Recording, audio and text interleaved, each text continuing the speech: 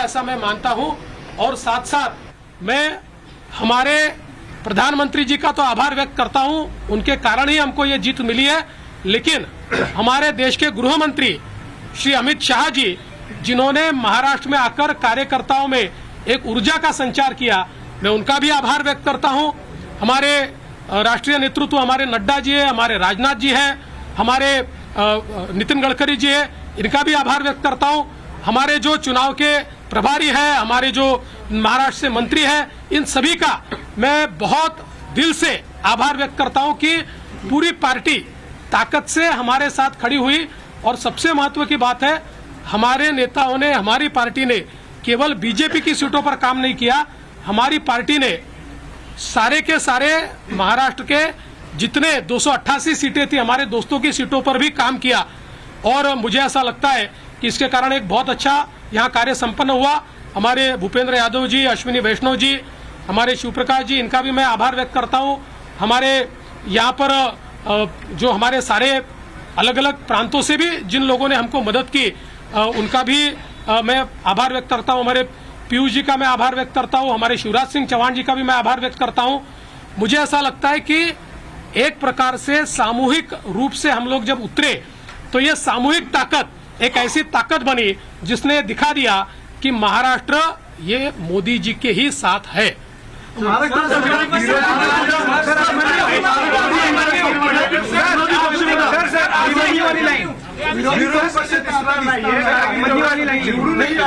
अभिमन्यू वाली लाइन अभिमन्यू की तरफ पूरा चक्रव्यूह आपने भेज दिया सर।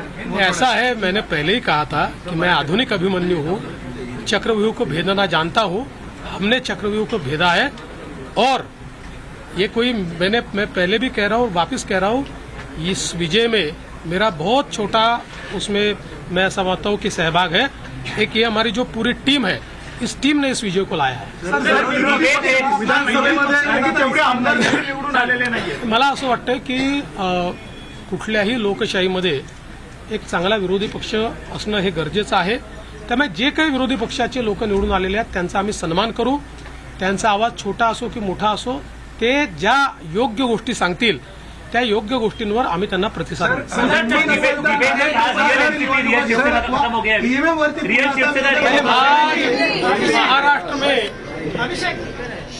महाराष्ट्र की जनता ने जो अप्रत्याशित इस प्रकार की जीत हमको दी है, इससे ये बात पूरी तरीके से स्थापित होती है कि महाराष्ट्र ये प्रधानमंत्री मोदी जी के पीछे है। और मोदी जी ने जो नारा दिया था, एक है तो सेफ है, इस नारे को यथार्थ में लाते हुए महाराष्ट्र के सभी समाज के सभी लोगों ने एकता दिखाते हुए महाराष्ट्र में मतदान किया है और इसके कारण ये इतनी अच्छी जीत हमको मिली है। मैं विशेष आपने देखा क्या कहा देवेंद्र फडणवीस ने। और अब हमारे साथ जो मेहमान हैं उनके साथ आपका जल्दी से परिचय करा देता हूं। मेरे साथ रंजीत जी तो बने हुए हैं ही, मनजिंदर सिंह सिरसा हमारे साथ भारतीय जनता पार्टी से अपना पक्ष रखने के लिए जुड़ चुके हैं। ममता काली जी हमारे साथ लगातार बनी हुई हैं, प्रेम जी भी हमारे साथ हैं, जगदीश शर्मा जी कांग्रेस की तरफ से हमारे साथ जुड़कर चर्चा कर रहे हैं और इसके अलावा भुवन जोशी हमारे साथ अब ज्वाइन कर चुके हैं, समाजवादी पार्टी की तरफ से वो अपना पक्ष रखेंगे। एक बार मैं जरा ये आपसे समझना चाहता हूं जगदीश जी कि जब आप ये सुन रहे हैं कि महाराष्ट्र का ये मैंडेट मोदी जी के लिए आया हुआ मैंडेट है और महाराष्ट्र ने स्पष्ट कर दिया है कि फेक नैरेटिव नहीं चलेगा, और तब आप जब ये कह रहे हैं कि ये तो ईवीएम और न जाने क्या क्या आप बता रहे हैं, इन बातों को कैसे ले रहे हैं आप?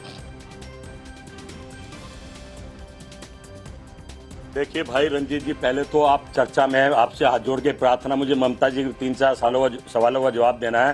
कांग्रेस का काम कांग्रेस को करने दे। आपने कहा भी फर्नांडिस को मैं सुन रहा था, मोदी जी के गुणगान गे थे, एक तो सेफ रहेंगे भाई, उनको तो मुख्यमंत्री बनना, कुछ बोलेंगे तो हट नहीं जाएंगे। कहीं ना कहीं वो झारखंड में तो एक रहेंगे, सेफ नहीं रहे, उत्तर प्रदेश 3 सीटों पर एक रहेंगे तो सेफ नहीं रहे, और वायनाड में तो सुपड़ा ही साफ होगा।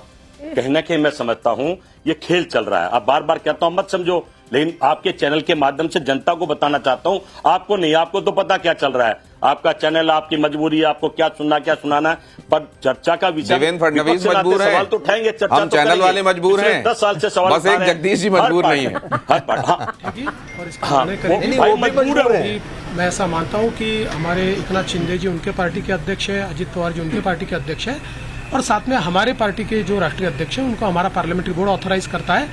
तो ये लोग बैठकर एक उचित निर्णय करेंगे, हमारे वरिष्ठ नेताओं से बातचीत करेंगे, हमारे पार्लियामेंट्री बोर्ड से बातचीत करेंगे, जो निर्णय होगा वो सबको मान्य होगा, इसमें कोई विवाद नहीं।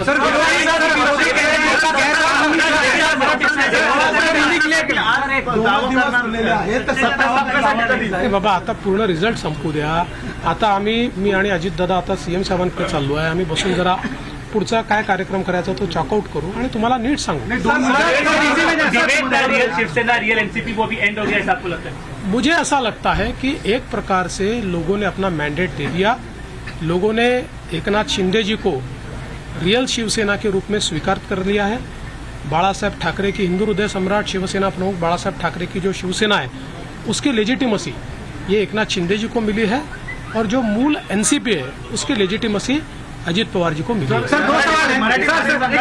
या निवडणुकीमध्ये मराठीत विचारतो ना, या निवडणुकीमध्ये कास्ट पोलरायझेशन करण्याचा प्रयत्न महाविकास आघाडीकडनं आवर्जून केला गेला, विशेषतः मराठवाड्यामध्ये आणि विदर्भामध्ये पण वेगवेगळ्या ठिकाणी अशा स्वरूपाचा प्रचार केला गेला. तरी देखील विदर्भ आणि मराठवाडा याच्यामध्ये प्रचंड भाजपला यश मिळताना दिसतंय. याचं प्रमुख अॅनालिसिस काय? मला असं वाटतं की जेव्हा वारंवार तुम्ही एका व्यक्तीला एका पक्षाला टार्गेट करता त्यावेळी तुम्ही जे टार्गेट करता त्यातली हवा पण निघून जाते आणि त्याची तीव्रताही कमी होते आणि लोकांनी जीत के मायने समझे जा रहे हैं और ये पूछा जा रहा है कि अब आगे क्या होने वाला है, खासतौर से सीएम को लेकर, खासतौर से अजीत पवार उनका क्या भविष्य होने वाला है उसको लेकर ये भी पूछा जा रहा है कि कौन सी शिवसेना है. अब क्या ये तय हो गया? अब ये सवाल नहीं पूछे जाएंगे कि असली शिवसेना कौन सी है, और क्या ये नहीं पूछा जाएगा कि असली एनसीपी कौन सी है. इस सबके बीच मनजिंदर जी हमारे साथ जुड़े हुए हैं. जी मनजिंदर जी, ये जीत धन्यवाद, मौका दो. आ रहा हूं जगदीश जी, आ रहा हूं. मनजिंदर जी से एक सवाल लेकर आपके पास आ रहा हूं. ये जीत जब है इधर, तो उधर झारखंड की भी बातें हो रही, और झारखंड के संदर्भ में ये पूछा जा रहा है कि क्या जो नैरेटिव्स यहां चले वो वहां नहीं चले क्या?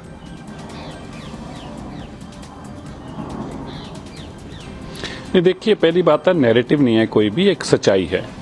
एक है तो सेफ है, ये देश एक होना चाहिए, इसमें क्या गलत है? मैं और आप एक होने चाहिए, इसमें क्या गलत है? और क्या 370 जैसी धारा देश में नहीं होनी चाहिए? जम्मू कश्मीर एक होना चाहिए, इसमें क्या गलत है? और क्या ये सच नहीं है कि जब जब हम एक रहे तब तक हम सेफ रहे हैं? इसलिए नैरेटिव की बात जो है ये लोग वो बनाते हैं जो एक को सेफ केवल एक धर्म के लिए इस्तेमाल करते थे ताकि उनकी टोपी पहन सके और उनको टोपी पहना सकें. विशेष धर्म के लिए कहते थे, और उनके धर्मगुरु भी कहते थे कि अगर कोई बीजेपी को वोट डालेगा तो हम उसको धर्म से निकाल देंगे. ये इनके लिए एक और सेफ वो था. तो ये दोनों पार्टियों में बहुत अंतर है. भारत की सरकार, भारत के प्रधानमंत्री एक एंड सेफ भारत को मानते हैं कि अगर भारत के लोग एक हैं, वो धर्म के नाम पर, जाति के नाम पर, कित्ते के नाम पर नहीं बांटे जाएंगे तो हम सेफ हैं. तो आप जगदीश जी को भी ये कह रहे हैं कि जैसे आपने कहा कि मैं और आप एक रहेंगे, प्रधानमंत्री जी, जगदीश जी भी आपके साथ उसमें जुड़े हुए हैं, वो भी एक रहेंगे तो सेफ रहेंगे. तो सेफ रहेंगे. नहीं, वो भी है. नहीं, हमारे साथ सब रहेंगे, जो हमारे साथ रहेंगे बिल्कुल सेफ. देश तो एक रहना चाहिए, इसमें गलत नहीं है. जगदीश जी सेफ जो महसूस लोग कर रहे हैं कहते हैं ना? कि जाति के नाम पर बांटो, जो लोग कहते हैं धर्म के नाम पर बांटो, धर्म के नाम पर क्यों बांटते हैं? मुझे बताइए, क्यों कहते हैं कि देखिए जी मुसलमान के साथ अलग करना चाहिए, इसका धर्म अलग बनना चाहिए? अब देखिए, जब कांग्रेस के अंदर बात में कुछ जोड़ रहे हैं जगदीश जी, जरा लीजिए, विपक्ष की आवाज भी सुनिए जरा. नहीं, एक लाइन मैं एक लाइन बोल दूं, फिर उसके बाद बोले वो. जब वहां पर महाराष्ट्र में मौलाना जी ने कहा कि जो वोट मुसलमान वोट बीजेपी के अलायंस को डालेगा हम उसको धर्म से बाहर निकालेंगे, उसके खिलाफ फतवा जारी करेंगे, तो क्या कांग्रेस ने या इन लोगों ने किसी ने कोई जवाब दिया उस बात का भी? तुम ये कैसे कर सकते हो? तुम ये कैसे धर्म के नाम पर बांटने का काम कर रहे हो? हम ऐसे लोगों की पार्टी और ऐसे लोगों के फतवे नहीं सुनने के लिए पार्टी बनाई. तो तब तो ये बड़े खुशी खुशी कह रहे थे, और हमने अगर कहा एक ऐसे सेफ है तो इनको तकलीफ होती है. हाँ, अब बताइए जगदीश जी. सिरसा जी की बात का जवाब दूंगा. हाँ, देखिए सिरसा जी, ये बात बिल्कुल ठीक है कि प्रधानमंत्री ने कहा एक है तो सेफ रहेंगे. पर सारी रात की नींदें उड़ा दी जब उन्होंने चुनाव के बीच में जाके कहा। हम सोचते रहे कि रा ने, सीबीआई ने कोई वो तो नहीं दे दिया, देश पे भारत पे कोई आपत्ति आने वाली है, पाकिस्तान युद्ध करने वाला है, चाइना अटैक करने वाले हैं। प्रधानमंत्री कह रहे हैं एक है तो सेफ रहेंगे, तो सोचना पड़ेगा। और वो चुनाव के बीच में कह रहे हैं, इस बात को समझना जरूरी है। अब एक है सेफ रहेंगे तो ना तो वायनाड में चला, ना झारखंड में चला, उत्तर प्रदेश में भी 3 सीटों पर नहीं चला। कहना कि प्रधानमंत्री जी को ये शब्द नहीं कहना चाहिए। तो एक तो मैं, एक हम है, आप भी एक है, मैं भी ये डिबेट में लड़ते हैं, हम दोनों भाई कहीं भी मिलते हैं, गले से मिलते हैं, ये तो हमारी संस्कृति मिलना भी चाहिए। तो कहीं ना कहीं चुनाव में जिस तरह से एक है सेफ कहे तो डबल स्टैंडर्ड कर दिया। उन्होंने बड़ा क्लियर सवाल आपसे पूछा था जगदीश जी, उसका जवाब आपको देना चाहिए कि जब इस तरह के फतवे जारी हो रहे थे, ये कहा जा रहा था कि जो मोदी जी को वोट करेगा, बीजेपी को वोट करेगा, उसको हुक्का पानी उसका बंद कर दो, बॉयकॉट कर दो, उसका नाम बदल दो। तो आप लोगों ने इसको सामने निकलकर कहा क्यों नहीं कि इस तरीके से हमारे लिए वोट की अपील मत कीजिए? एक है तो सेफ है,